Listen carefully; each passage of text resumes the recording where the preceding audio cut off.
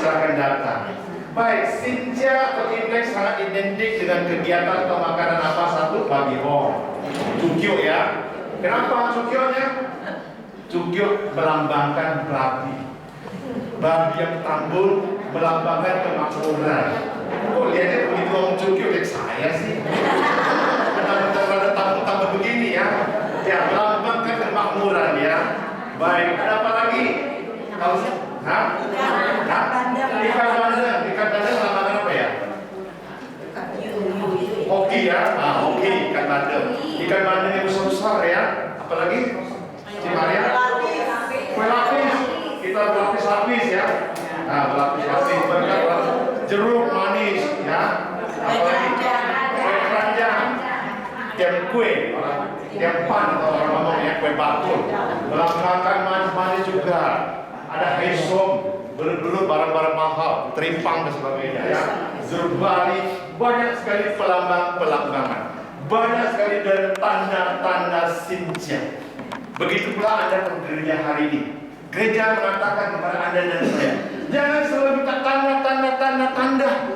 Seperti orang Niniwe selalu minta tanda. Yesus marah kepada orang Niniwe. Bagaimana saudara dan saya mensikapi hal tersebut, memaknai tersebut, supaya hidup Anda semakin menjadi berkat dan hidup kita hidup di dalam persaudaraan Kristiani. Amin. Amin. Baik, firman Tuhan pada malam hari ini akan diambil dari kitab Efesus 2. Efesus bab 2 ayat 13 sampai 18. Kita baca bersama-sama, hanya berapa ayat? Efesus 2 ayat 13 sampai 18.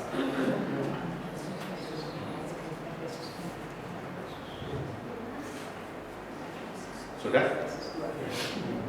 Efesus 2 ayat 13 sampai 18. Judulnya adalah perikop tersebut dipersatukan di dalam Kristus. Sudah ya? Sudah. Kita baca bersama-sama ya. 3, 2, 1. Tetapi sekarang di dalam Kristus Yesus, kamu yang dahulu jauh sudah menjadi dekat oleh darah Kristus. Karena Dialah Bahwa kembali ya. Oke, kita mulai dulu. Bahwa waktu itu kamu tanpa Kristus tidak termasuk kewarganegaraan Israel dan tidak mendapat bagian dalam ketentuan-ketentuan yang dijanjikan. Tanpa harapan. Maafin aku dia. Ya udah 13 ya, kita 13 Pak. Tetapi sekarang di dalam Kristus kamu jauh, jadi dekat oleh darah Kristus. Karena dialah damai sejahtera kita telah mempersatukan kedua pihak dan telah membuka tembok pemisah, yaitu perseteruan. Sebab dengan matinya sebagai manusia, ia telah membatalkan hukum Taurat dengan segala perintah dan ketentuannya untuk menciptakan keduanya menjadi satu manusia baru di dalam dirinya, dan dengan itu mengadakan damai sejahtera, dan untuk memperdamaikan keduanya di dalam satu tubuh dengan Allah oleh salib, dengan melenyapkan perseteruan pada salib itu. Dia datang dan memberitakan damai sejahtera kepada kamu yang jauh dan damai sejahtera kepada mereka yang dekat. Karena oleh Dia kita berdua pulang dalam satu roh beroleh jalan masuk kepada Bapa. Demikianlah sabda Tuhan. Salah satu momen yang paling penting dalam acara Sinja itu apa? Betul, angkau tidak terlupakan ya. Kita waktu kecil, saya namanya Imlek di kampung, bangun paling pagi. Jam 4 sudah pagi kami orang-orang kampung ya. Kami bocah-bocah di kampung jam 4 pagi sudah tengtong-tengtong di depan jalanan sudah ramai sekali. Yang pakai baju-baju keren, pakai baju yang cantik, menantikan angpau dari satu rumah ke rumah yang lain. Artinya apa? Terjadi di situ yang namanya silaturahmi, betul kan? Kita mendatangi saudara-saudara kita, terutama kita mendatangi saudara-saudara kita yang paling tua, yang lebih tua dulu. Ke rumah oma, ke rumah opa, ke rumah akong, ama, om dan tante. Baru tetangga yang lain-lain. Saudara-saudara sekalian, apa yang kita ucapkan pada saat kita ketemu yang tua? Yonghi, mohon maaf Yonghi ya. Aku kalau kita betul kepada yang lebih tua ya, Yonghi aku, mohon maaf aku, mohon maaf ama gitu ya. Tapi ama tidak lupa ama, jadi sudah ama. Nah begitulah firman Tuhan pada malam hari ini saudara-saudari. Yesus adalah sang damai sejahtera. Dia adalah sang berkat, sang pembawa kasih, pembawa cinta.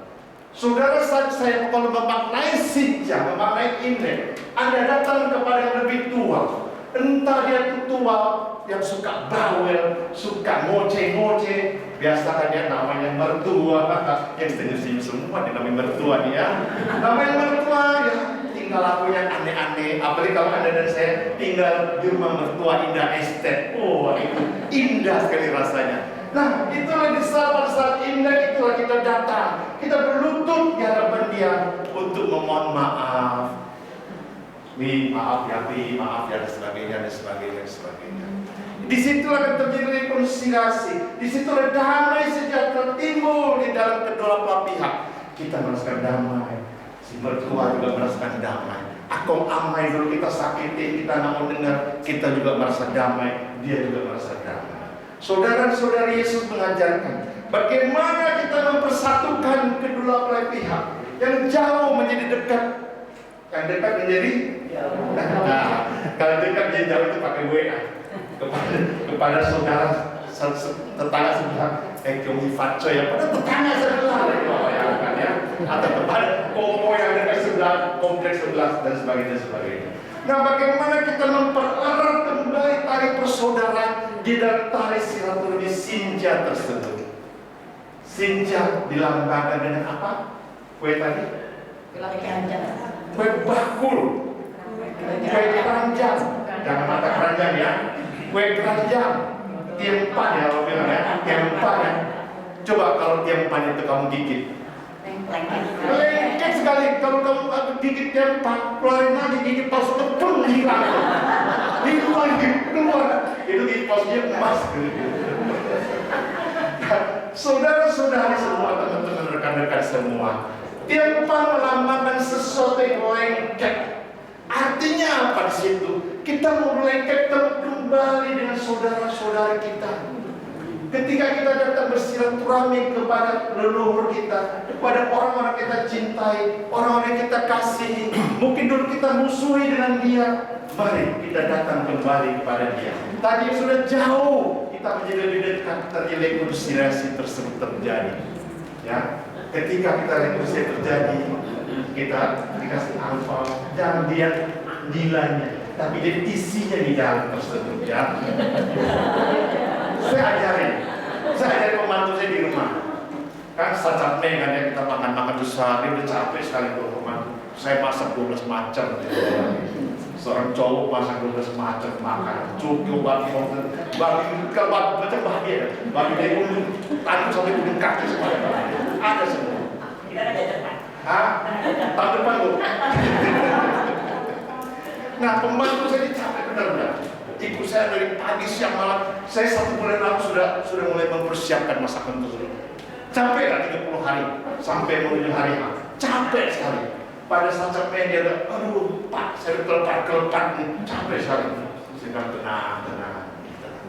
Pembantu saya keluar di rumah, ikut saya masak. Saya bilang, besok saya banyak sekali tamu-tamu. Saya banyak sekali orang-orang datang ke rumah saya. Kenapa? Karena saya tinggal sama mertua. Pakai mertua Indah Estate itu nggak namanya itu ya. Saya tinggal sama mertua. Mertua saya adalah kakak paling besar. Jadi dia punya adik, om-om, tante-tante pada datang ke rumah saya. Dan saya punya saudara juga pada datang. Istri saya punya saudara juga pada datang. Di rumah itu ramai sekali ya di rumah saya. Saya pesan kepada pembantu. Tenang, nggak usah capek-capek. Ya, besok akan terobati semua kecapean kamu. Apa dia kata? Besok pagi-pagi kalau tamu datang, Ya, kamu lihat ada oma-oma datang atau opa-opa datang, kamu Tiong Hi Fat Choi sama dia. Latihan dulu. Tiong Hi Fat Choi saja ke mereka. Tiong Hi Fat Choi ya. Terus kamu jangan panggil kelihatan kayak oma, kelihatan opa. Kamu jangan panggil mereka oma, opa. Jangan. Ketika mereka opa datang, halo, Koko, Tiong Hi Fat Choi, Koko. Kalau kamu panggil opa, dia punya angpau yang merah-merah akan menjadi ganti yang biru-biru tersebut. Nah, kalau kamu panggil oma-oma, tadinya dia mau kasih cepet, jadi cepat menolak. Tapi ketika kamu panggil oma datang, Cici, Tiong Hi Fat Choi, dia akan minta, QRIS kamu di mana? Coba sama QRIS kamu. Cek dia dapatnya langsung. Wow. Malam itu Cipit saya tanya pembantu saya, berapa kamu dapat hari itu tersebut? Dia bilang, aduh saya happy sekali katanya. Wah nanti pulang kampung bulan depan, waduh saya mau pesta, mau beli kebo katanya. Puji Tuhan, haleluya saya bilang, ya berhasil taktiknya. Nah saudara-saudari semua, arti dari bersinjang artinya kita kembali rekonsiliasi, memaafkan satu dengan lainnya, tidak lagi perseteruan, tidak lagi kubu sini kubu sana. Selama 1 tahun kita mungkin ada sesuatu yang unek-unek di dalam diri kita, kurang senang dengan saudara ini, kurang senang dengan adik ini, kurang senang dengan koko ini. Mari di saat sinjah itulah, momen-momen tersebut itulah kita terjadi rekonsiliasi tersebut. Tradisi kami keluarga sekarang, keluarga baru saya ini, kami selalu Sacap Mei itu kami nggak pernah makan di luar. Kami selalu masak di rumah dan kami selalu mengundang semua saudara-saudara inti ke rumah untuk makan. Dan kebetulan rumah saya itu mejanya panjang, jadi bisa duduk banyak berjejer, anak cucu semua duduk situ ya. Kita makan, kita minum, kita makan sebagainya sampai kita mabuk-mabuk segala macam. Wah seru sekali rasanya. Ya, disitulah terjadi kita bisa unek-unek kita keluarkan, apa bukan unek-unek ya, apa kita bisa main kartu habis itu, kita main kampret, kita main ini dan main itu. Semua tadinya yang setahun itu, yang tadinya unek-unek menjadi cair di pada malam tersebut. Kita main mercon bersama, seru ya, direkam segala macam. Bulan lalu yang kita gondok-gondokkan, rasanya hilang semua. Nah, yang jauh menjadi dekat. Bagaimana kita terjadi kembali rekonsiliasi, kembali bersatu di dalam keluarga tersebut. Kita kembali lengket tersebut seperti yang kita makan kue bakul tersebut. Kita lengket kembali. Dan arti kedua daripada kue bakul apa? Selain dia lengket, kue bakul itu yang bagi yang penyakit diabetes. Coba dikit aja, simpul aja ya. Kemarin pembantu saya goreng, dia jepit dengan talas. Haucus sekali. Haucus si jimbi. Kue bakul kan manis ya. Talas kan hambar betul kan. Itu dua perpaduan yin dan yang. Itu cocok sekali. Cocok sekali. Tadi yang manis dijepit dengan yang hambar, rasanya enak sekali. Saya makan 1 biji coba. Kata orang Hokkien, hari ini cibit. Tak tahu betul nggak ya? Orang Hokkien cium kawan hari ini ya. Kata orang Hokkien, saya teman-teman saya orang Banten banyak sembahyang hari cium. Jadi istri saya juga orang yang kue hari ini. Saya bilang, aduh manis sekali saya bilang. Udah cukup saya bilang, tadi dinner lagi, skip dinner saja. Ini sudah cukup 1 biji, ini sudah cukup saya punya. Apa bulan sudah cukup ya, banyak sekali manis. Nah, manis melambangkan apa saudara-saudara? Ketika akan makan tiang kue, Anda lengket. Ketika akan makan tiang kue manis-manis tersebut, segala pahit-pahit akan berubah menjadi manis. Perkataan-perkataan kita kepada saudara-saudari kita semua akan keluar yang manis-manis tersebut. Tidak lagi akar kepahitan, tidak lagi kedongkolan-kedongkolan, tidak lagi sebel-sebel segala macam. Itulah kenapa orang saya makan tiang pan tersebut. Selain lengket, hati-hati yang gigi palsunya. Yang kedua, mau melambangkan bagaimana Anda menjadi seorang yang manis, perkataan-perkataan Anda keluar segala Anda yang baik-baik semua tersebut. Ya, jangan lagi ada gosip, saudara gosip sini. Waduh, tuh si Anu tuh, teman kita yang di PY itu, aduh, sebel komandan. Itu orang begini. Jangan ada gosip lagi. Satu ngomong yang lain. Gue kasih tau lu ya, lu jangan ngomong sama yang lain ya. Terus si Anu tuh, aduh, brengsek sama Anu. Dia jangan ngomong ya. Ya, Pak Tony, dia saya tidak ngomong. Begitu dia ngomong lagi sama sebelahnya lagi. Dia ngomong lagi sampai dia semua tahu saya ada brengsek tersebut. Sumbernya dari mana? Pak Tony katanya. Ya. Nah makanya lebih baik tutup sumpah ini. Tutup dengan tiampan tersebut. Tutup. Tapi diam-diam semua. Ya. Jangan ngomong yang lain-lain lagi semua. Jangan ada gosip-gosip lagi di sini semua. Semua ngomong yang baik-baik. Semua ngomong yang manis-manis. Ketika kita ketemu dengan anak kita, semoga tahun baru ini berkat-berkat mengalir, usaha pekerjaan kepada kamu maju terus, ya, amin saudara-saudaraku. Itulah arti Sintia, bagaimana saudara dan saya lebih makin dekat lagi dengan saudara-saudara Anda. Saya gini udah punya cucu loh. Cucu saya 11 bulan, lucu sekali cucu saya. Saya kalau nggak ketemu cucu saya, satu hari saja, rasanya saya tambah tua saya takut. Jadi tiap pagi saya ngomong sama anak saya nama Laili ya. Saya panggil Cece, karena anak paling gede. Saya punya 2 putri saya. Cece saya bilang, coba video call sama si Kylie, nama cucu saya Kylie. Coba video call katanya. Oh saya video call, senang. Begitu pagi-pagi saya bangunin muka cucu saya, senang. Saya pergi kerja, hatinya senang. Hati senang, banyak kantor dapat loh.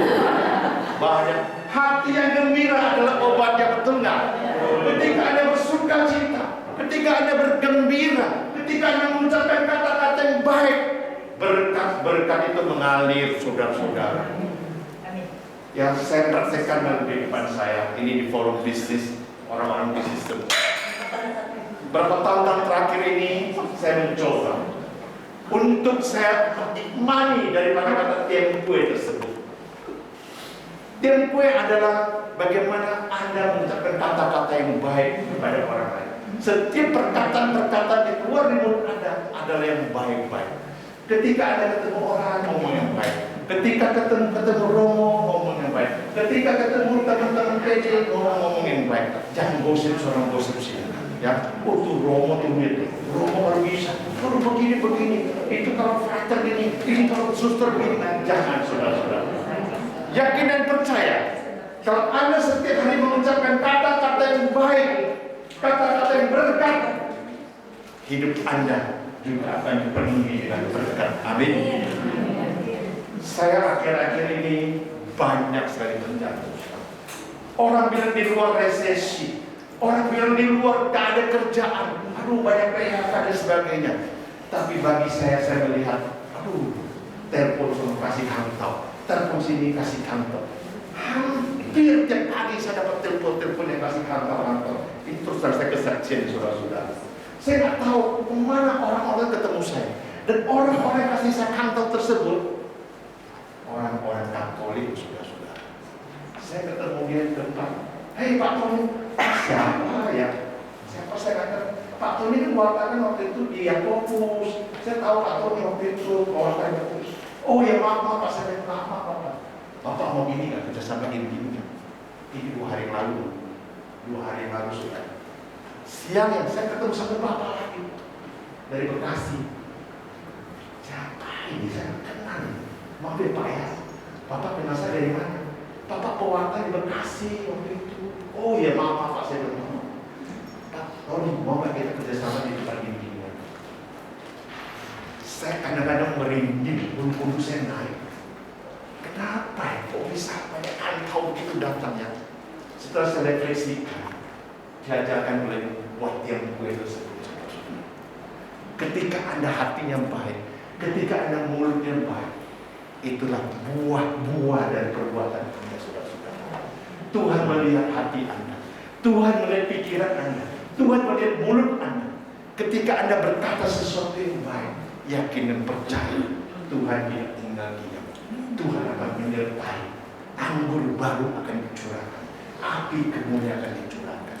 Tapi sebaliknya, setiap hari kita ngomel terus, Setiap hari pagi-pagi sudah, aduh, keluar kata-kata yang tidak baik, muka cemberut, dikit-dikit marah, dikit-dikit emosi, dikit-dikit darah tinggi, dan sebagainya.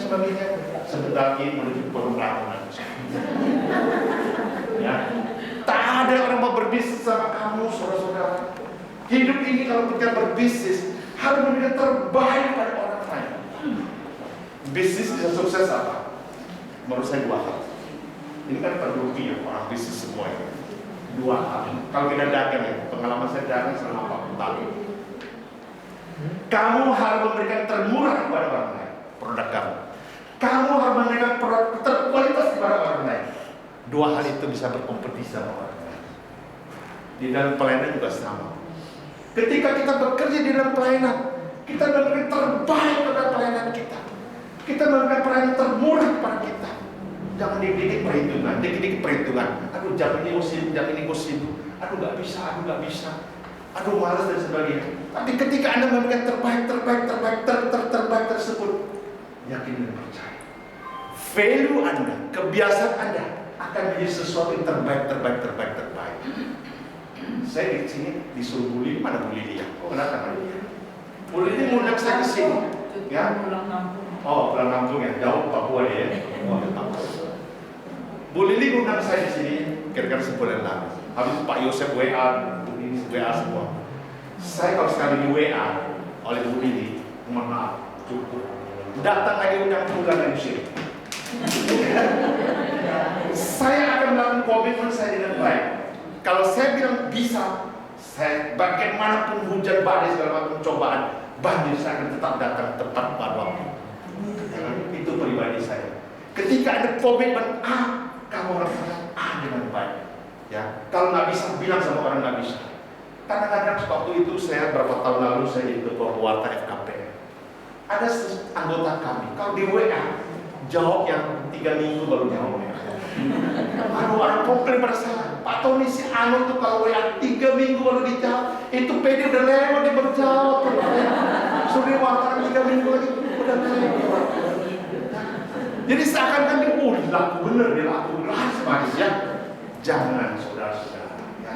Anda bagaimana memberikan terbaik pada orang lain, memberikan mulut yang manis kepada orang, menjawab WA dengan baik. Saya bisa, saya tidak bisa. Jawab dengan baik, ya kan? Komitmen Anda harus lakukan. Ketika Anda melakukan terbaik, yakin dan percaya, produk Anda akan laku. Tuhan akan melihat karya-karya Anda. Tuhan akan membalas segala berkat-berkat untuk Anda dan saya. Amin. Maka daripada itu, perikop yang kedua kita baca di dalam 1 Korintus 12. 1 Korintus 12 ayat 25.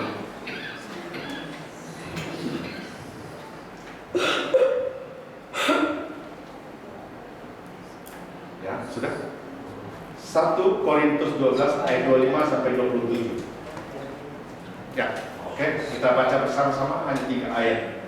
Supaya jangan terjadi perpecahan dalam tubuh, tetapi supaya anggota-anggota yang berbeda dan saling memperhatikan.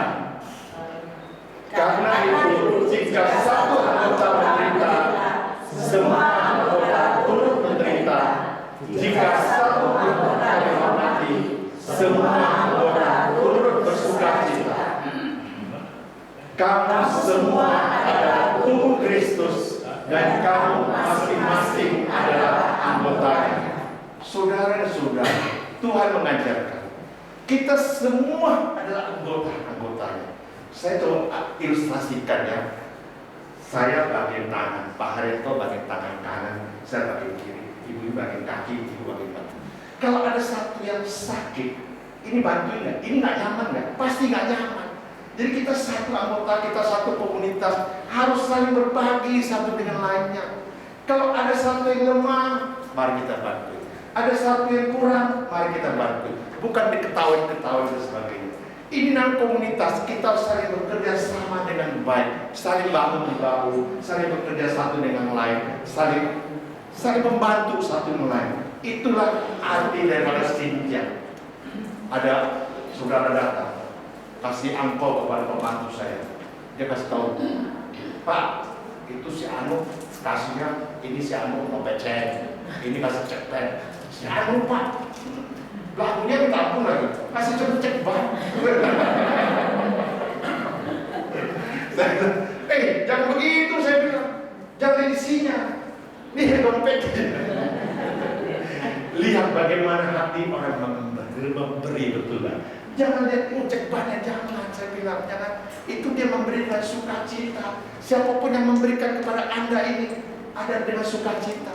Maka daripada itu saudara-saudari, persekutuan Kristiani, kita tidak boleh saling memandang remeh satu dengan lainnya. Wah, ini kere, ini payah, ini mau kantau lah. Gue gak mau berteman sama dia lah. Ini gak bakal sih gue kantau deh. Jangan saudara-saudara, ini yang untuk tambun ini. Ini babi yang tambun ini. Ini pasti banyak kantau nih. Ini pasti banyak rezekinya. Aku harus dekat-dekat sama dia. Aku harus akrab sama dia. Kalau aku jilat-jilat dia deh supaya banyak kantaunya. Jangan saudara-saudara. Siapapun yang kurus, yang krempeng, yang gendut, yang setengah-setengah, mari. Semua adalah saudara kita. Semua ada satu tubuh Kristus yang harus kita saling hormati, yang harus kita saling jaga, yang harus saling kita perhatikan satu dengan lainnya. 2 hari lalu kami reuni 30 tahun. Reuni apa teman? Saya dulu persekutuan doa temannya Pak Harento dulu Sunter Santo Lukas. 30 tahun lalu kami memulai suatu PD di Santo Lukas Sunter. Setelah 10 tahun, 15 tahun, kami masing-masing pindah sini, pindah ke Jakarta sudah. Itu PD sudah generasi yang berikut-berikut sudah. Kemarin kami kumpul kembali para senior-senior yang pendahulu-pendahulu pendiri PD. Hampir 20 tahun lebih kami tidak pernah ketemu. Ketika kami bertemu, di restoran New Tawang, Batu Ceper, makanannya kami pesen 8 macam. Dari babi hong, babi ini, babi itu, semua berbahagian semua kita pesen. Udang kecil sampai udang besar, udang kecil semua, sampai ada udang sampai besar. 8 macam. Satu porsi namanya Tawang, itu gede-gede porsinya. Murah meriah, diskon lagi. Ya, udah pernah di Tawang. Kalau nggak pernah saya ajak kita tahun depan, kita reuni sini. Kami makan. Wah, itu makanan bersisa banyak sekali, semua para tapau semua. Kenapa? Kok pada nggak makan? Pada enak-enak makanannya. Ketika kami bertemu pula orang tersebut, kami bukan menikmati makanan, kami menikmati keakraban tersebut. Kami saling berbagi kasih, kami curhat. Kamu kemana aja? Kamu kolesterol berapa? Cucu berapa? Karena kami sudah pada tua-tua, sudah bolak cap semua, udah cap-cincap semua usianya. Ya kan? Obat kolesterol di mana ya? Dokter jantung paling hebat di mana ya? Ya, kami saking akrabnya, saking melepas rindunya, saking akrabnya 30 orang tersebut, lupa dengan makan di depan terus, haujan tersebut. Hanya kami cicipin aja. Lagi udah pada kolesterol tinggi semua, lagi udah pada diare semua, nggak boleh makan yang udah nggak boleh makan lagi, udah toel aja sudah. Dan kami nantikan apa? Keakraban yang kami 20 tahun nggak pernah ketemu, akrab yang luar biasa. Akhirnya apa? Kami sepakat. Kita sudah tua. Argo kita makin mengecil bro. Argo kita makin mundur bro ya. Tahu argo makin mundur maksudnya ya. Nanti kita setiap 3 bulan kita ketemu ya. Setiap 3 bulan kita ketemu makan. Nanti 3 bulan lagi kita ketemu dari restoran mana atau di mana, atau kita pergi camping dan sebagainya. Semua hori, senang semua hori. Kita bikin grup lagi, happy semua. Terjadilah di mana kita di situ kita senang kembali. Kita tidak memandang siapa-siapa. 20 tahun lalu, 30 tahun lalu, ketika kami hidup dalam pelayanan, ketua, kursi kurang, tambah kursi. Kamu keluar ke sini. Ada yang gak hati tersebut. Ada yang dongkol, ada yang marah-marah. Tapi setelah 30 tahun lagi kami ketemu kemarin, semua happy sekali. Kenapa? Karena baru makan tempe. Baru makan tempe semua tak manis-manis semua. Nah, itulah saudara-saudara pada hari ini yang saya ingin simpulkan pada hari ini. Bagaimana kita memadai sinsiah dalam keakraban ini, yaitu kita ingat bahwa Yesus adalah start